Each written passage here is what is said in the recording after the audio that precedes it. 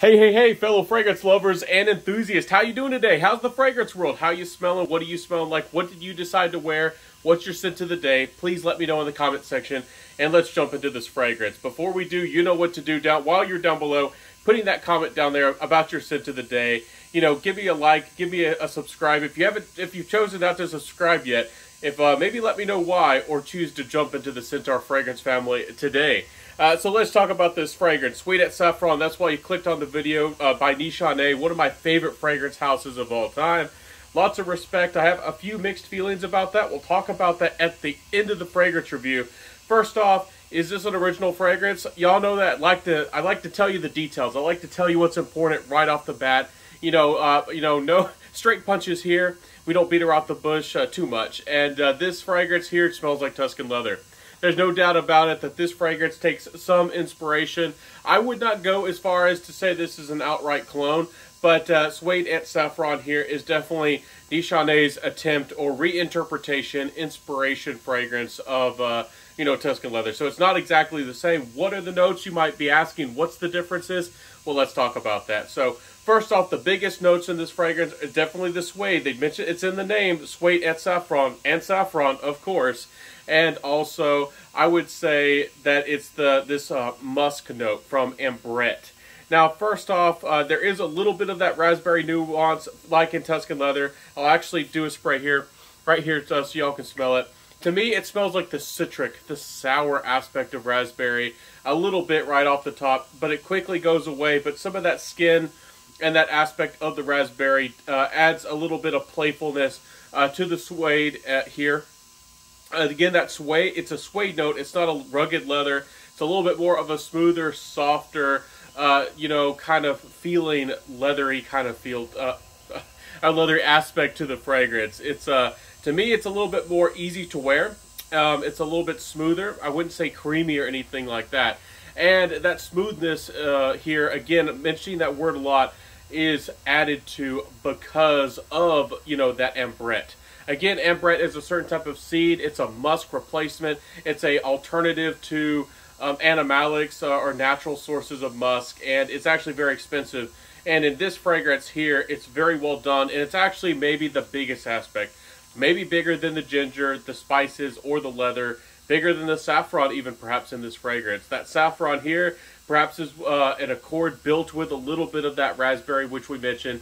The saffron here, to me, is very likable, enjoyable. I know some people out there have a tough time with saffron, but to me, saffron is, generally speaking, easy to wear, and generally speaking, something that I appreciate in a fragrance.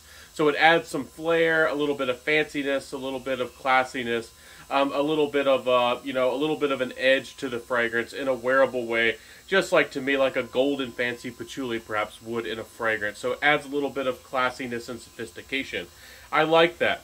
Again, I mentioned the ginger here, adding a little bit of spiciness, not particularly watery ginger, which gingers can feel watery, but it does add a nice balance of spiciness and a likable soft spice to the fragrance. Again, everything being rather soft. Soft leather, soft musk, soft spices, but it does have some personality here.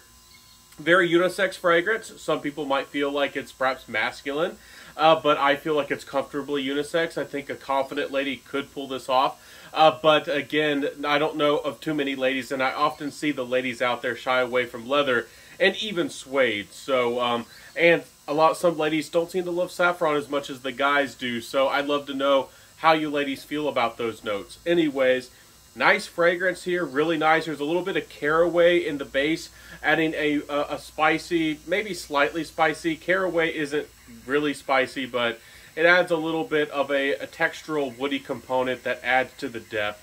A little bit of this character, and adds a little bit of upliftment, if I can speak right, like a juniper would, but it's not like juniper. It's different.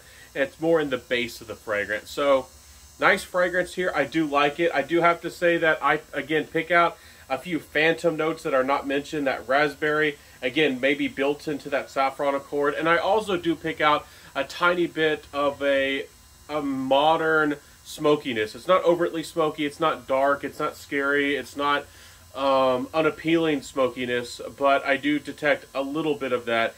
Another aspect of this fragrance, in the first 10 minutes or so, especially depending on your skin chemistry. Maybe it's just my skin chemistry, but it's a little bit chaotic in the opening. And when you smell it from the atomizer, it might smell a little bit chaotic. You might get a little bit of this plasticky, smoky undertone that I'm getting, but on the skin, it becomes a lot more, again, we talked about that softness. It really softens up. This fragrance, I don't know how natural this fragrance is. Again, it's hard to judge.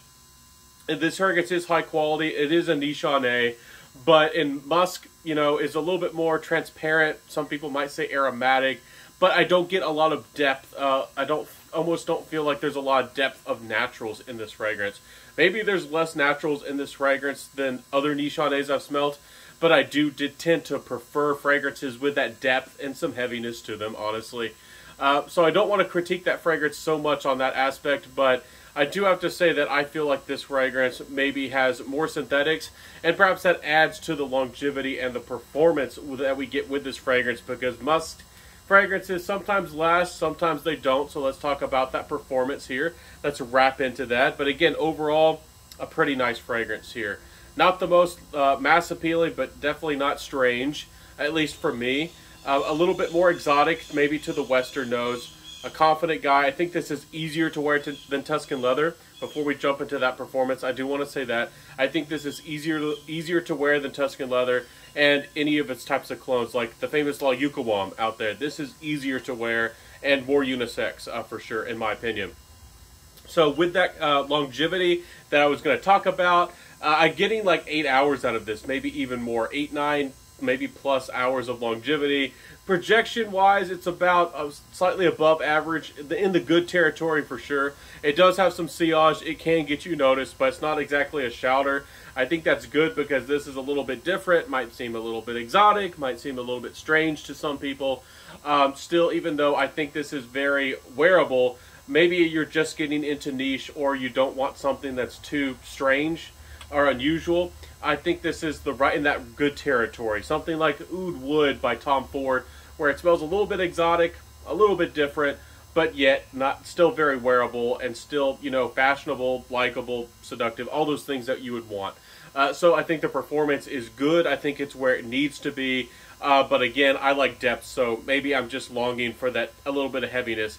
But not everything needs to be heavy. Not everything needs to be a gourmand. So getting to the compliment factor, this is a surprisingly big compliment factor. I think you do have to dress the part and act the part with this. It's a little bit more sophisticated. Not that it's overtly posh or overtly fancy or demanding or domineering.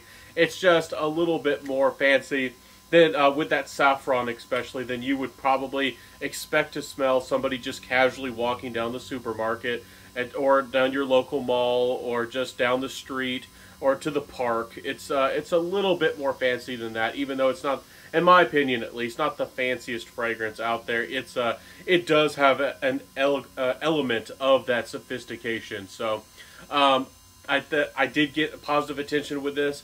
It is a likable leather fragrance. It's a lot more appealing and attractive than a lot of other leather fragrances, even though I like leather. And again, I've always felt like leather's not that hard to wear. It's just not something that everybody seems to, find easy to wear on themselves. And it's not something that's always been the most complimented. So, not the biggest compliment getting fragrance, but certainly an attractive one. And if you look the part, you dress the part, this can certainly enhance, a well-dressed man or even a very, very confident lady could wear this. But I do, again, feel like this is, for some people, going to lean masculine.